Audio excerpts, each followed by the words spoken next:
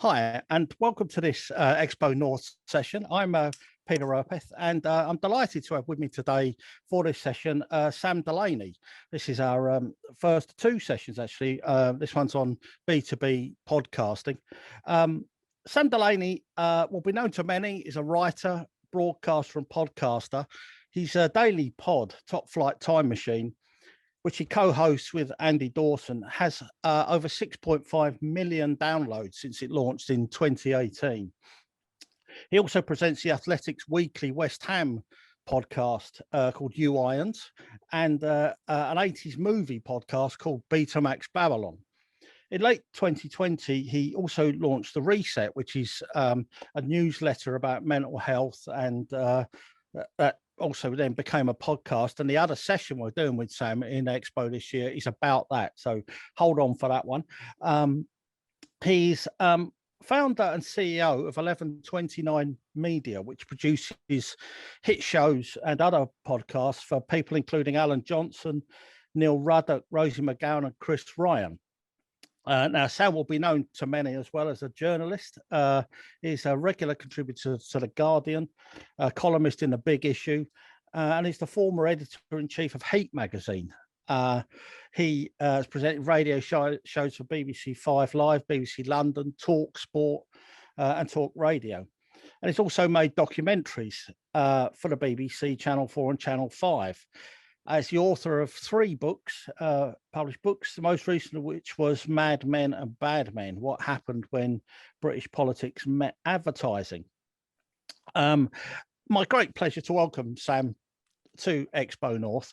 And people who follow us year on year in this conference, we know for a number of years now, we've kind of tracked the growth of podcasting and also its kind of increasing diversification and usefulness in other realms of activity. But before getting into the B2B theme of this podcast, can I just ask you, Sam, about how podcasting has really kind of like taken over your work? I mean, there's a long list of all the things you've done in the past with the broadcasters and all those kind of things. But I think it's fair to say that, say, for like the last 2 years, podcasting has become really your main platform and your main kind of outlet for a lot of the things that you do. Yeah. How did it come about? Well, not through any particular design, but I would say that, you know, I've worked across the media in all different sectors of it. And I feel like podcasting is sort of like, I feel like the industry has finally adapted to me rather than vice versa. I'm quite lucky in that sense, because I think of all the things I've done, they've always been linked by a lot of talking and a lot of writing and coming up with ideas.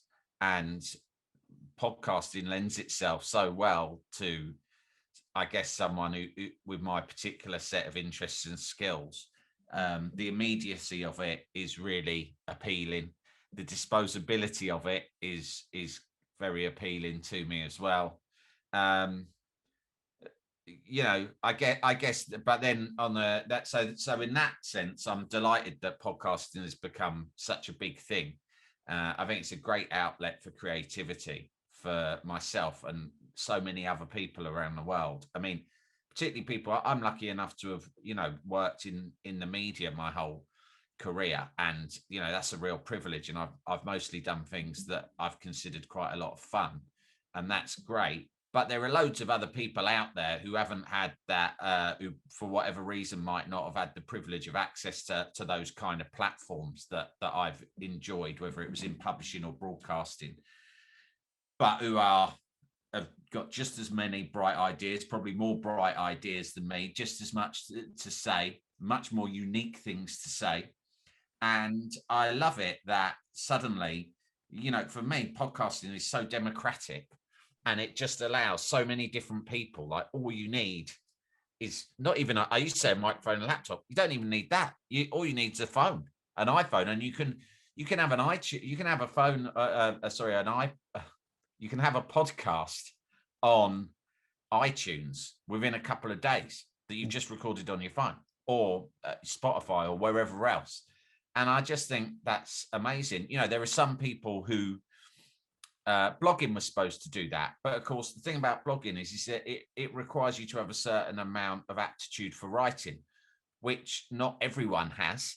Sure. And not everyone's had the opportunity to cultivate an aptitude for writing. I think speaking on the whole, for a lot of people, it is more democratic. I think that people can switch on a mic and speak their mind and say what they have to say and be funny or be interesting or just tell their story. Yeah.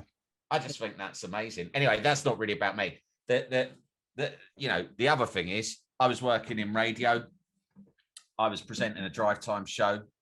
That and my TV show were both cancelled within about 2 months of each other in 2018, which was obviously a bit of a nightmare.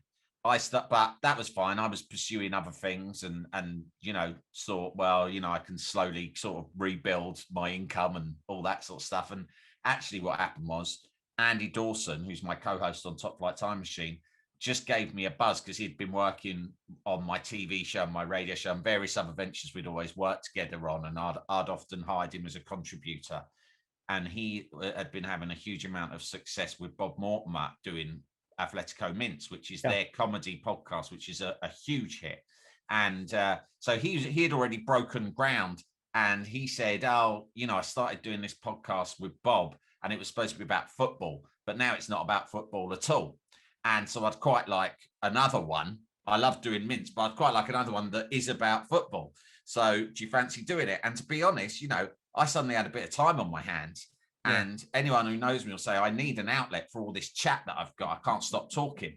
So I thought, that'll be good. And it'll cheer me up a bit because I was a bit miserable, to be honest. And I thought, I'll meet up with Andy once a week and we'll talk about football nostalgia. And that is and so I just thought it's a hobby because I didn't for a moment think that a podcast could be more than just a hobby. But actually, it took off quickly. It became something that was reasonably lucrative. It grew. We started making more of it, started doing other things like subscriptions and live shows and merchandise and all the other stuff that goes with it as it grows. And the big irony of it all is that it is no longer about football.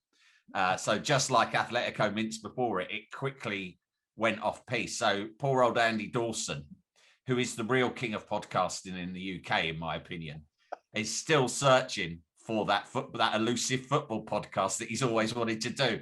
So he'll probably have another one on the go soon without me or Bob. Yeah. I mean, is that sort of very much, it's an open field. There is essentially no censor. You can follow your own heart, your own mind into the kind of areas you want to do. And you seem to have responded to that. That seemed to suit you, is what you're saying, really. That sort of a temperament thing, as much as this is a great medium. I think the other thing is the extent to which, for want of a better word, podcasting, unlike blogging, fits into a kind of an intimate, quiet space. And that's an amazing thing for storytelling. You're actually very much like physically with the person, aren't you? Whereas blogging, you're reading a screen or something, is still a distant. Yeah, and you can't do it whilst you're going about your normal everyday business. You can't engage with the blog. You need to sit down, set time aside. Whereas, most people who listen to a podcast are doing so whilst involved in some other activity, commuting, exercising, housework, whatever it might be. And I think, traditionally people used to always use the word intimacy about radio and say, but actually I think in comparison to radio, it makes radio look thoroughly, not intimate. Couldn't think of the right word there, but by comparison, radio, especially commercial radio, where you're bombarded with all sorts of different noises and commercials and messages and it's all sort of pretty tightly kind of scheduled around certain breaks and all the rest of it. It's quite hard to lure people in to the sense that they are just having a conversation with an interesting or entertaining person. Terry Wogan, his trick that he always used to say was he pretended he was speaking to just one person. But I think, and he did that really well, but I think on the whole, podcasting is a medium in which you can do that much more effectively than radio or any other medium, which is why it has such of anything I've worked in, from magazines to newspapers, TV, radio, there is nothing like podcasting in terms of the engagement you get out of your audience. The engagement I get out of the audience, particularly Top Flight Time Machine, is way beyond anything I had even on, when I edited Heat, we used to sell 500,000 copies a week. It was huge. It was like a publishing phenomenon, and there was a huge amount of loyalty to it amongst its hardcore fan base. Sure. We don't do anything like those numbers on Top Flight Time Machine, but the audience feedback we get is so much bigger and more intense than anything I got on a big title like Heat. Yeah. I mean, I think that's very interesting, and I think also, of course, podcast is growing.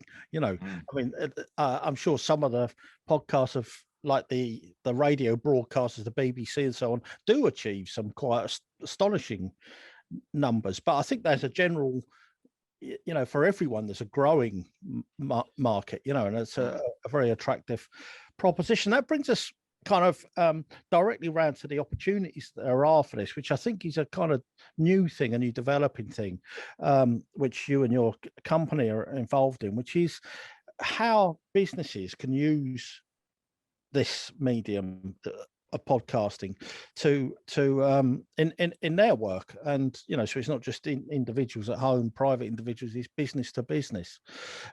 What's your work in that? What is the opportunity there, do you think? Well, when we first started, we weren't actually looking at business to business opportunities. So it was one of those things that we kind of not fell into, but people approached us. So we've been making straightforward entertainment formats, some of which you mentioned at the beginning, usually with sort of, quite well-known high-profile talent. And we were also working with big brands. Sometimes we were approaching them with a format idea. Sometimes they would approach us and say, this is our marketing strategy for the next year. How could you build something, some audio around that? And they liked it because there was a huge amount of control, but at the same time, it felt quite natural. So, making a podcast as opposed to making, let's say, a series of television commercials, for a start, it's a hell of a lot cheaper. Secondly, it is it feels a lot less sort of hard selling, right? So if you're facing consumers with a podcast and it's two people speaking but weaving some brand messaging into that appears to be a lot more effective than sticking a 30-second commercial on, which is more or less just saying, buy this, buy this, buy this, buy this.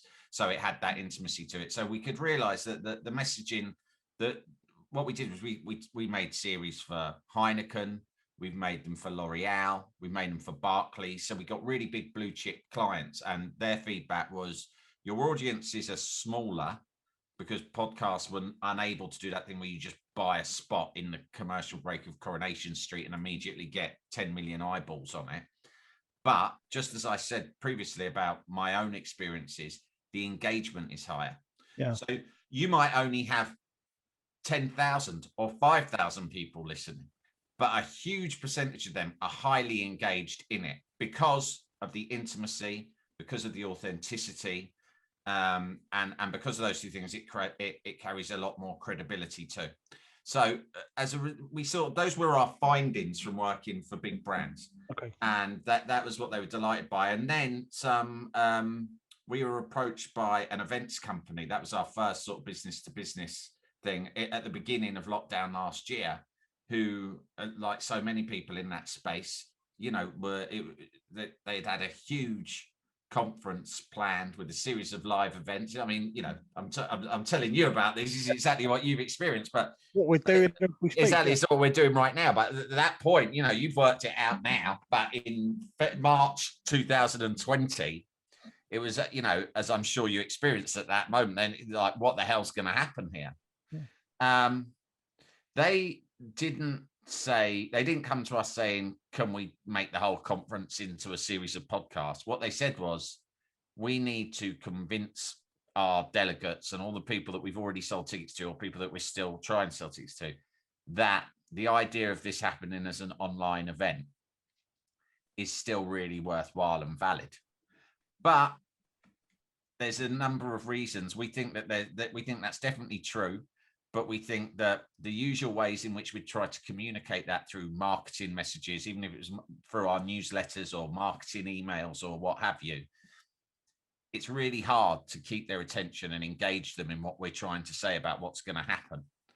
And they were switched on enough to understand that audio is a medium in which you can make slightly more convincing, authentic sounding arguments.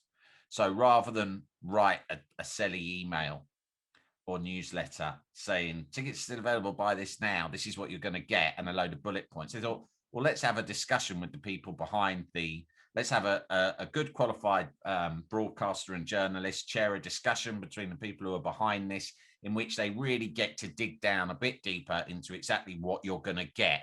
Sure. If you join this event online. And so you can go a bit more deeply into it. It doesn't sound silly because it's a natural, unscripted, organic conversation in which people are speaking authentically and from the heart. And so they thought, well, it's actually quite a low risk thing, because we were going to make a fairly low budget, not cheap, but I suppose relative to a lot of other marketing spends you can do, making podcasts, even ones that are, fairly professional level, are, relatively inexpensive. Yeah. And they thought this was an extra sort of element to what they were trying to do. So they commissioned us to make a series of them. We did it. They were responsible for distributing it because they have their list, so usually we have to put a lot of effort and know-how into making sure that it gets in front of a lot of people. But in this case, we didn't. We just had to show them that we were able to tell the story they were trying to tell. Yeah. In a more convincing way. And we did, and they sent it out to their list, which I don't suppose was particularly huge. Bear in mind, we were simultaneously making podcasts that had tens of thousands of listeners. This was more like going out to maybe just 1,000 names in the first instance, but it had a big impact on their sales. Yeah. Because they were short, they were punchy, but they felt authentic, and people were more willing to engage because it was different as well.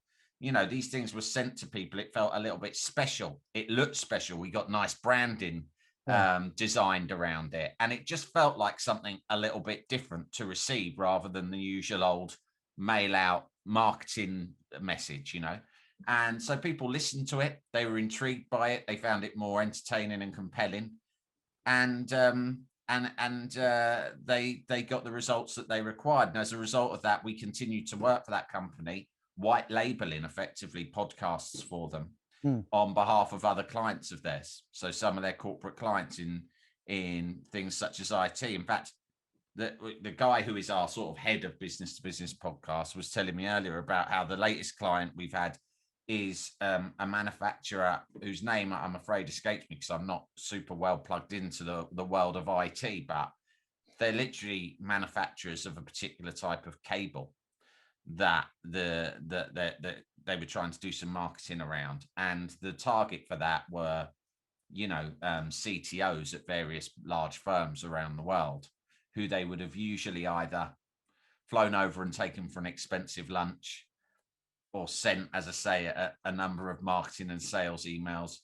And instead we arranged a series of podcasts in which we had a very engaging and compelling and authoritative IT journalist in conversation with the actual people, I'd call them nerds, but not in front of their faces, who were behind the development of this innovative breakthrough type of cable, right? And they spoke to them about the whole story, about how the idea was first conceived, about the full starts, about the journeys up and down. Now, to you or I, that might not be particularly compelling listening, but to the target audience, they were sort of quite spellbound by it, you know?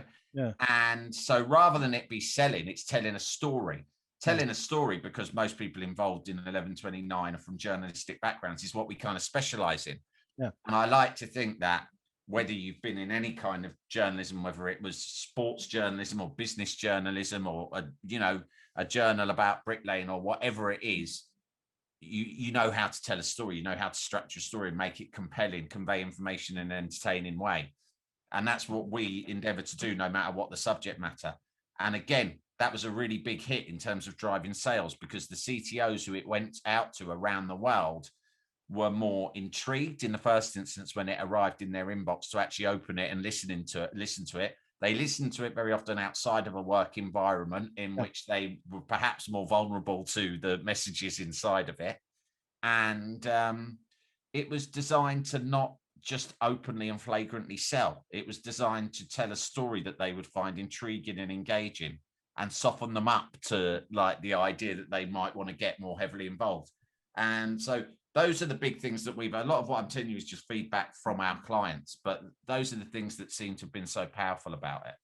Do you think, apart from sort of, the stories around core information, do you think there's also opportunities in just in terms of like brand image, values and these sorts of things, that can feel a bit clunky in the space of advertising. It can feel a bit like kind of the dog whistling to a crowd sort of thing. But when you get involved in telling a story, those values are easy to explore and could create a more kind of authentic. I think so. I think that's exactly right. I think that personality goes a long way. Personality is something that's very difficult to convey within the confines of anything that's scripted. And so if you compare a podcast to a traditional piece of marketing like an ad that feels very thought out, very strategic, almost arch and a bit too clever, people switch off from that, because I think the human brain has a natural aversion to being sold to. If a salesperson knocks on your door, even if they're selling you the bargain of the century, you're not interested. You slam the door. Or I had it yesterday, someone was trying to sell me a driveway. I mean, as it happens, I don't need a driveway. But I thought, this is really old school, because he's knocked on the door in the middle of the day, I'm at home. And before I even heard what he had to sell, I'm like, my mind's just going through my Rolodex of excuses, right? Because you just think, I don't want to be sold to. I don't want to be sold to. It feels like a trick, right? And that has always been the flaw in traditional marketing techniques. And I personally, I mean, I'm quite cynical about traditional advertising. I think it's really, the creativity has always been meaningless. It's only really survived on the basis of big brands spending millions of pounds on audiences' eyeballs to run content that no audience in their right mind would ever go out of their ways to interact with. Whereas those of us from an editorial background, we've always been charged with making content that audiences will make an active decision to seek out and engage with. So it's two completely different forms of creativity. And also, particularly in the publishing industry, or that's what I feel the most affinity with, because it's where I sort of cut my teeth and learned my trade, was in magazines and then newspapers. It's all about creating a sort of an editorial personality. And we were always told when I was first working in magazines that you should make your magazine feel as if it's an individual. And therefore, when the person goes out and buys your magazine, it's got a particularly distinctive tone of voice, a set of references, a visual image. The reader almost comes to perceive a magazine, sounds daft now because magazines seem so old-fashioned, as like a friend, an individual. And that's obviously now what we do with podcasts. The principles apply in the same way. But the thing about human personalities, is that the devil's in the detail. It's about detail and nuance. It's about the way you speak, the attitude you take, the things you refer to, the way you look. And so that's what you need to do, is create a personality that people find trustworthy and engaging, and they want to seek out and they want to hear and engage with. You can't really do that through fast-paced, blunt, selly, traditional marketing methods. The best medium for creating that kind of personality is, in my opinion, podcasts, because there is a free-form nature to them. You can have 2 people or 3 people sat around a microphone, speaking in an authentic way, speaking in a natural way, in an unscripted way, and conveying a particular set of personality traits that make whoever's listening feel warm towards them, feel trusting towards them, perhaps feel entertained by them. But certainly all these positive feelings, if you get it right, all these positive feelings that you can create by building this personality on a podcast will then make the listener feel probably more inclined to listen to you when you do have something to sell. Yeah. I mean, I think it's very interesting. But what's the kind of scalability of this? So, say for instance, like creative industries I'm involved in, you're involved in. There's lots of quite small organisations, lots of small operations. Does this work for them as well as your Barclays and your Heinekens and your big firm? Oh yeah, absolutely. I mean, what I think is that this is not a. I think that first of all, the Barclays and the Heinekens, like I say, we weren't working with them in a business to business capacity. We were working with them. They were getting behind our sort of consumer facing podcast that had big talent attached to them, and they wanted to sort of brand that podcast and have perhaps that podcast somehow reflect that whatever brand strategy they were trying to go out there to the world with. So that was bigger budget, larger scale. But when we started working with, for instance, the conference firm that I mentioned, these were smaller independent firms, and my attitude was this: if you're the sort of company who are routinely sending out newsletters to potential clients, or cold call emails, or just checking in with existing clients to keep those leads warm, any of those things, which as far as I can see is every business of every scale, then I feel that a podcast could probably in many cases do it much better than the existing sort of conventional ways of communicating with your client base or potential client base, or at least just be another sort of bit of activity that you can supplement what you already do without taking a big risk, because podcasts are, like I say, this is not an expensive thing. This is not something that you need to spend 6 months in the run up to. No. We've turned things around for clients, for business to business clients before at fairly short notice, in 10 days, because we operate, because of our editorial background, we operate like a newsroom, and we have teams that we pull together very quickly and get moving on things very quickly. So I always think, obviously we like big clients with big budgets, but we also are a company who we believe in scalability from a business point of view. So we like clients who we can, even if they're small clients, who there is repeat business to come from. And we have some of those. And I always say to them, listen, if you have a mailing list and your mailing list is almost your number one, your mailing list and perhaps your Twitter or Instagram are your key marketing devices, then you should really think about using audio rather than, or at least in conjunction with, what you might call text-based marketing techniques. For all the reasons I've said, it's more engaging, it feels fresh, and you can communicate in a more nuanced and meaningful way. Yeah. So if a company approaches you, could you sort of talk us through what is the sort of nuts and bolts of the process in that? So say I'm a company, I listen to podcasts myself in my own private realm. I like the medium, I feel familiar with the medium, and I'm thinking, well, maybe I'd like to give that a go, but I haven't got a clue what my story is. I haven't got a clue what my content is. How do you kind of, what's the nuts and bolts of breaking that down and producing actual content? You get your podcast out there. How do you approach that with a new client?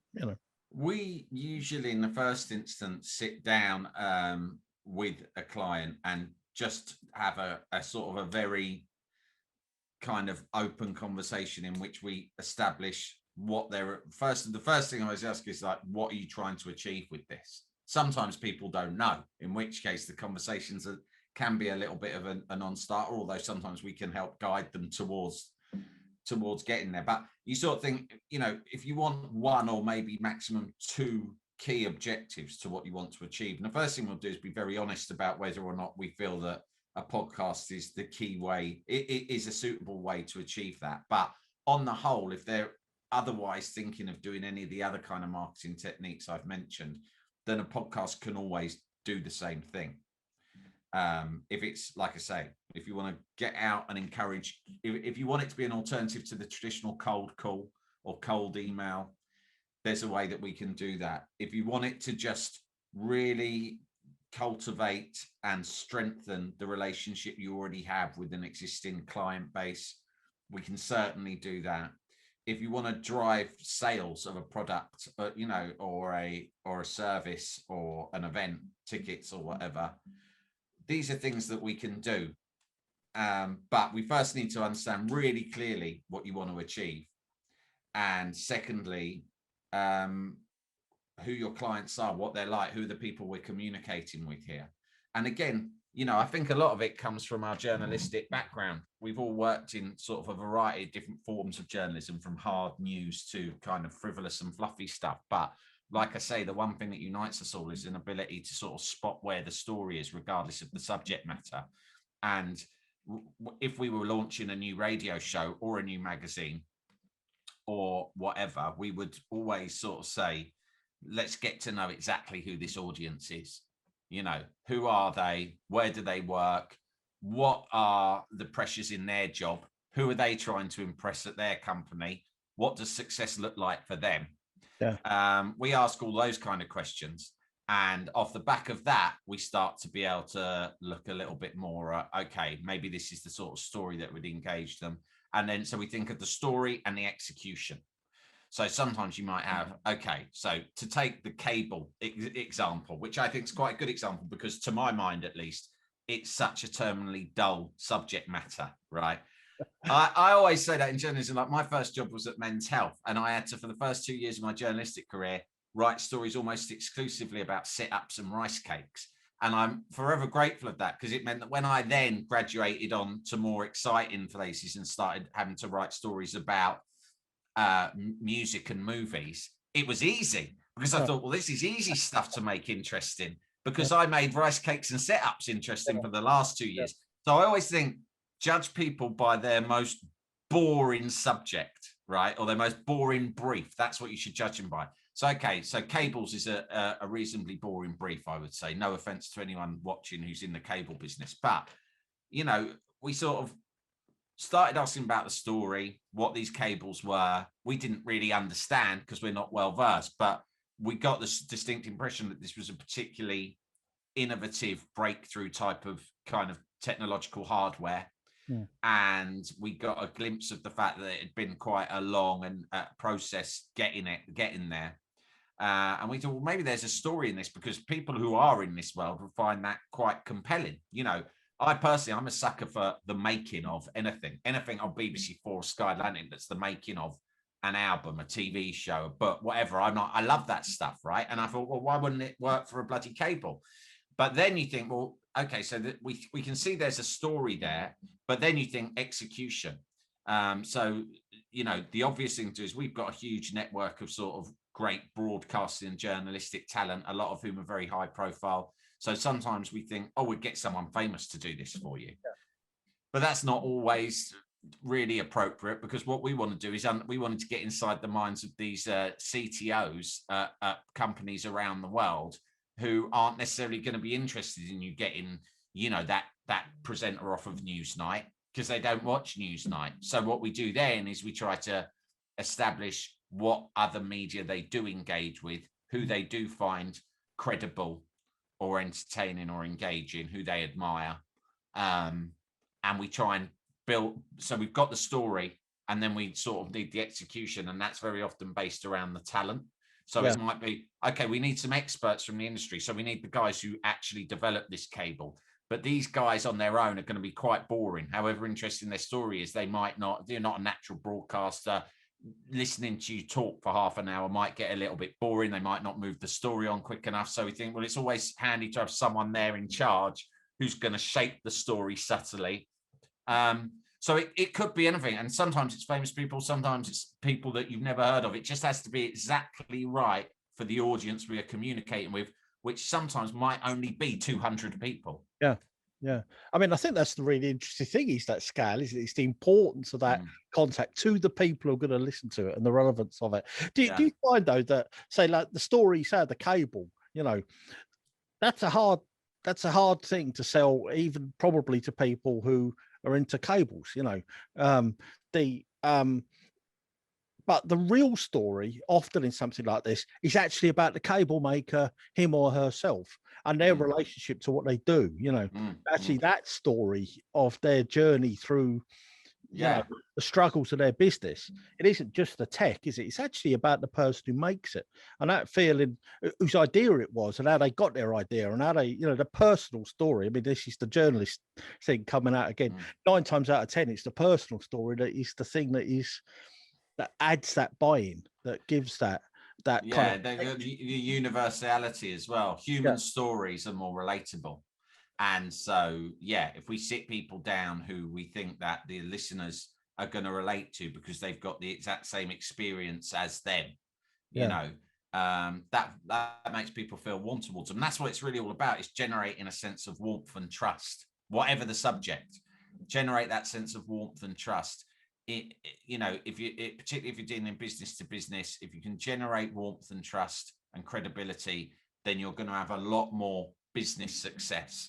But my main thing is, don't think know exactly what the end game is, know exactly what the business aim is, but then put it to one side and start thinking more, how can we kind of build warmth, trust, credibility and engagement? And then the business aims will look after themselves. Yeah. So that's the kind of internals of that relationship. A client that sort of come to you. I mean, I'm listening to this and I'm thinking, this isn't what I do in my daily life. I make cables, Clearly a recommendation is that if you've got something you want to do, then the ideal approach would be to go to somebody like yourselves who have got the skills and the experience in this entire world of podcasting and journalism and advertising and so on, and that's probably going to be a more beneficial route than trying to do it yourself from scratch. What's your kind of feeling about that? I mean, I know you're going to say, of course, go to companies, but my own feeling is that is as these conversations, let alone the tech side of it, these conversations about what you do, what is your message. It's not just about podcasting. You should be having those conversations before you spend any money on adverts or anything. You've got to quite. So what is that added value that, kind of a production company? I guess there's 3 things. One is, as you say, there's a strategic advantage because we will drill down quite hard into what it is they're trying to achieve, who their audience is. And I think that helps focus the mind of any client. And you're right, you should know that. But traditionally, even in traditional ad agencies or PR companies, they'll always do the same. And most clients say it actually helps them for an outsider. Often when you're the person selling something, like, I'm not particularly good at talking about 1129 story all the time because I'm too involved in it, and I've been involved in it from the beginning, so I might overcomplicate the story in a way rather than being able to clearly step back and identify the key, most compelling parts of that. So I found that on the whole, most clients, not just with us, but with anyone, I wrote a book, my book, Madmen and Badmen, was about how politicians used admen to sell them, particularly in the sort of 70s and 80s and 90s. And the most common thing when I ask politicians, what did you gain the most from working with ad agencies in that era, was they said, well, they really forced us to distill what it was we stood for, what the key messages we were trying to communicate to our public was, and who our public were. Because, politicians will often be really super bogged down in policy detail, for example, and they don't ever step back and look at the broader bullet points of what it is they're trying to communicate to the public. And I think that rule applies to businesses as much as politicians, right? So strategically, I think we take that approach. Then creatively, I think that in 1129's case, which may differ from a lot of production companies that are out there, is that, we work for businesses, but really our backgrounds are in editorial. And that, I think, is extremely powerful and unique when applied to businesses. Because like I said at the beginning, traditional marketing experts, so traditional creative agencies or PR companies or whoever, they know only about communicating sales messages. And very often when you hear traditional ad people, they tend to talk about the simplicity and how important to be fast and simple, and kind of straight on the money. That's what they kind of build their whole mystique around. But I would say that if you're from an editorial background, you actually look to do the opposite of that. You're not looking to be fast and simple. You're looking to create personalities based on nuance and detail, because that's the only way you can establish warmth with an audience, right? Yeah. Also, we are, what the proof's in the pudding. We have between us, myself and the other sort of key creative figures within 1129, have built audiences over the years across all mediums of millions and millions of people in a whole range of kind of areas of journalism and editorial. And all of those people have been, have come to the content we have made. We haven't spent money on media to sort of force our content down anyone's throat. We have created books, magazines, TV shows and radio shows and podcasts that we have just put out with an audience of 0, and then waited for people, for word of mouth, to bring people to it. And so we feel that that is the ultimate, that's the ultimate sort of criteria for judging how good people are at creating content. We think you can never tell with other marketing professionals, because ultimately they buy audiences, right? But we build audiences. So we feel that creatively, our ability to tell stories in a way that will attract audiences and understanding those audiences is our second advantage. The third advantage is production. We're people from radio backgrounds, audio professionals who can make this stuff to a very high standard. And, from a cost point of view as well, if you want to be making a lot of content, and I would say that audio podcasting is becoming like social media. It is becoming a bit of a monster that you need to feed. The podcasts that succeed, I often find myself saying to podcasters, whether it's in a business context or just in a sort of entertainment context, I say, unfortunately, it's not just about quality, it's about quantity too. If you want to build an audience, right, and you want people to come back for more, and you want to get people hooked on your drug, which is your podcast, you need to be doing this regularly. The sort of people who make a podcast and bung it out at irregular times every couple of weeks or whatever never get anywhere. You could have the funniest 2 people on earth doing it and they never get anywhere. You need to do quantity, and consistency is key. Now, if you want to deliver quantity and consistency, then your alternative to hiring a company like us is to probably hiring someone in-house and buying all your equipment as well, and then muddling through and hoping you can find a way of eventually creating content that anyone wants to listen to. So there's a lot of costs and a lot of risks and variables involved.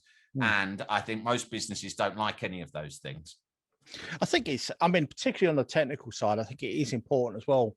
Or I'll ask you the question, I think a certain quality, if you're going to be promoting a business, is different to somebody on their phone who's got a funny idea or, can do their own thing as a personal project and build an audience around their wit and their charm and all the rest of it. Yeah.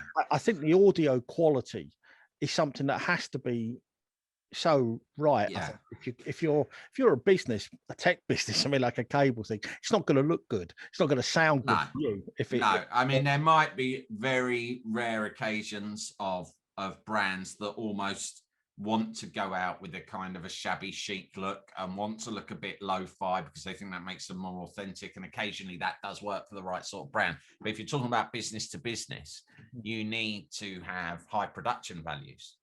That's where it starts, because actually, however good your story is, however good your content is, you're not really gonna keep anyone hooked beyond the first 5 seconds if the sound and the other production values around it are poor. We usually deliver with our podcasts, podcasts increasingly need to come with video content with them, social media content with them, artwork with them. And we usually, not always, because sometimes the client actively doesn't require that, but we usually deliver all of that stuff in one box. So it's all been thought through and produced by the same team, so there is a consistency to it, and we want to deliver kind of premium production values across all of that. Because like I say, you could have the best story in the world, but if it looks a little bit amateurish, then straight away, not only are people not going to engage, it's probably going to subliminally really undermine your credibility with them in all sorts of different ways. And achieving that kind of premium production value is possible if you do it yourself, but it costs quite a lot of money and it's quite a lot of undertaking. What a lot of people might do is go, okay, well, we don't want to build our own in-house studio and have our own in-house podcasting team. That seems excessive to begin with. Let's test the water. And rather than get a production company, let's hire a freelancer. Now, there are a million freelance kind of audio producers out there these days because so many people are kind of leaving the radio industry. Obviously, there's people been furloughed. And they say, oh, I can do it. I'm a freelance podcast producer. But what that really means is I'm someone who knows how to press record a lot of the time, you know, no disrespect to them. They might be fantastic producers with great CVs, but ultimately it's not about using the very best cutting edge equipment that you're investing in and constantly updating, you know, and using the best creatives to work on your video and artwork and all the rest of it. You'll save a little bit of money by getting a freelance producer who won't lend you strategic insight and rigor, probably won't lend the same level of editorial experience and storytelling technique, and also from a technical point of view will probably be doing what we're doing now and just pressing record on the audio and then sending you that file. I think that most companies probably want more than that, and you know, they'd probably be surprised it's not kind of it's certainly less expensive, like I've said before, than making an elaborate video campaign. Just to close, it's such interesting, such a timely thing as well because of the explosion in podcasting.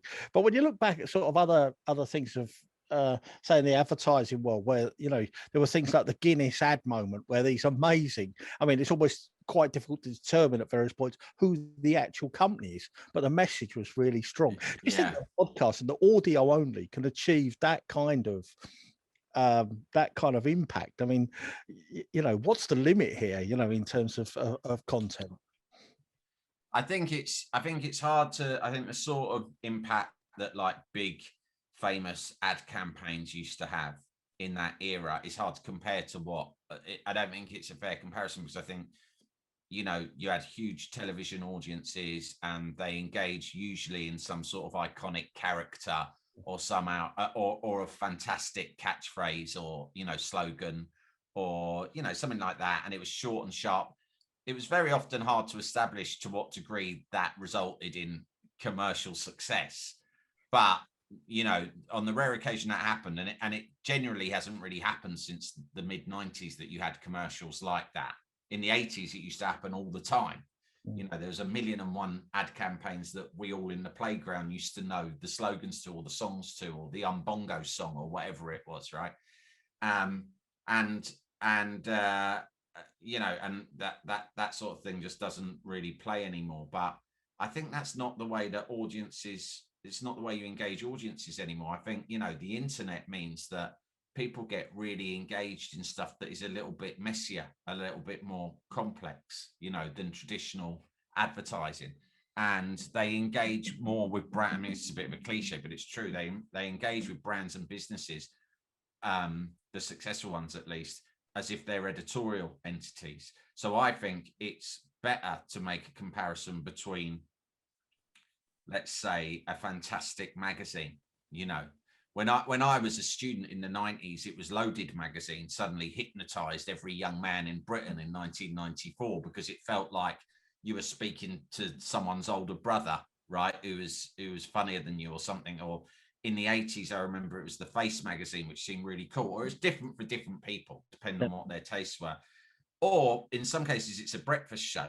So when Chris Evans was huge on Radio 1, or then Christian O'Connell was massive on Absolute, or perhaps you prefer listening to Terry Wogan on the BBC or the Today programme on Radio 4. But the point is, it's a regular part of your day that you engage with, and it's not simple, blunt messaging, but it is something that you feel a tremendous amount of warmth towards, and as a result, you feel trusting of it, and you just want to engage with it, and you think of it as like a mate. And I think magazines can do that, radio can do that, occasionally TV shows can do it as well. And I think that's what podcasts can do. And I actually think that the sky's the limit, because I think that podcasts can actually take that you've seen done by fantastic, iconic cult radio breakfast shows and take it way further, because you can take so many more chances with your editorial. You can make it longer form. There are less rules. You can put the reality of your own personality out there. Certainly, that's what I've done. As you touch on, Top Flight Time Machine. I've done a million and one different things over the years as a writer and broadcaster, but really, people have only kind of heard my real warts and all personality since I started podcasting, because I no longer have to worry about Ofcom regulations, for one. Yeah.